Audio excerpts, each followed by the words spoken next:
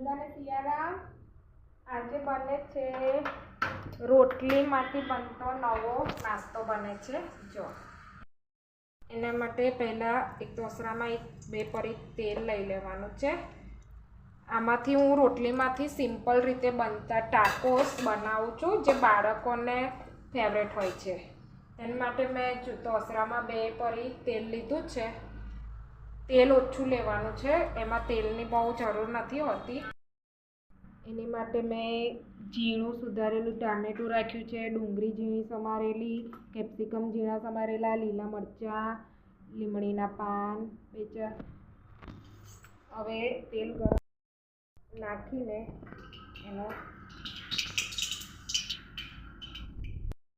જીરું નાખ્યું છે મેં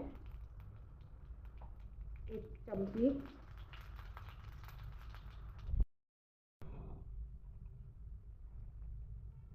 હિંગ નાખી છે. હવે લીલા મરચાં નાખ્યા છે.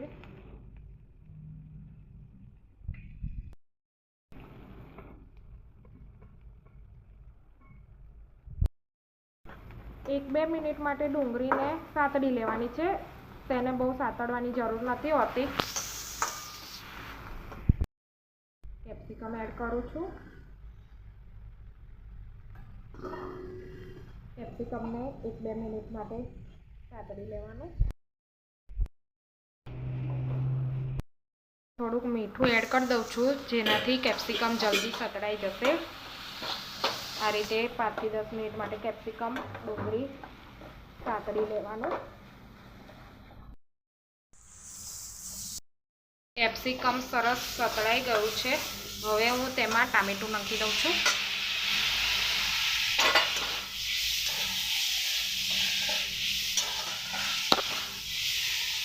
થોડું મીઠું એડ કરી દેવાથી ટામેટું જલ્દી સતળાઈ જશે. તો 2 મિનિટ માટે આ રીતે સાતળી લેવાનું છે. પછી હું ગેસ ઓફ કરી દઉં છું.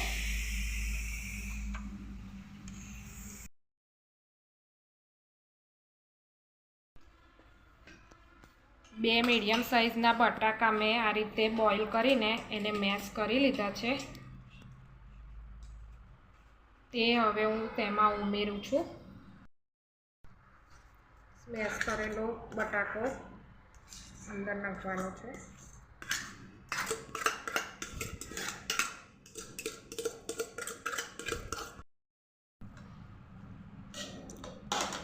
લીલી કોથમીર,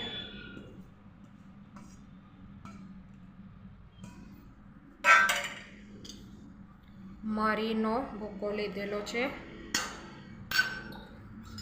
ચાટ મસાલો, અંદર આપણે બોઇલ કરેલા બટાકામાં પણ મીઠું એડ કરેલું છે. ડુંગળી સાતળતી વખતે મેં તેમાં મીઠું એડ કર્યું હતું, એટલે હવે આપણે તેમાં જરૂર મુજબ થોડું મીઠું એડ કરીશું.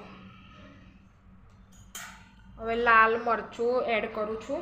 લીલું મરચું આપણે અંદર એડ કરેલું છે, એટલે જરૂર મુજબ આપણે લાલ મરચું નાખવાનું છે. મેં બધું સારી રીતે મિક્સ કરી લેવાનું છે.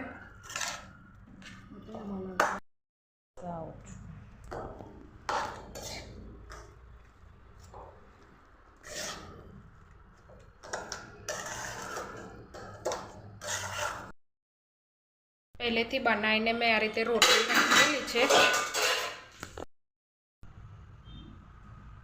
કાનું પર હું થોડો સોસ લગાવી દઉં છું. હવે જે આપણે સ્ટફિંગ બનાવ્યું હતું એ સ્પ્રેડ કરી દેવાનું છે રોટલીની એક સાઈડ પર. તેને આ રીતે હાફ કરી દેવાની છે અને એક તવો લીધો, એમાં થોડું તેલ મૂકવાનું અને પછી એને સારી રીતે બંને સાઈડથી આપણે શેકી લઈશું.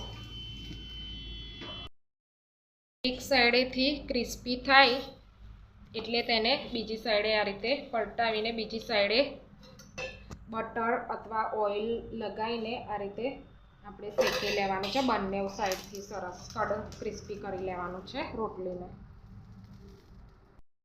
બાળકોનું ફેવરેટ એવું ઉપરથી ચીઝ છીણીને આપવાનું છે. ગેસ ઓફ કરીને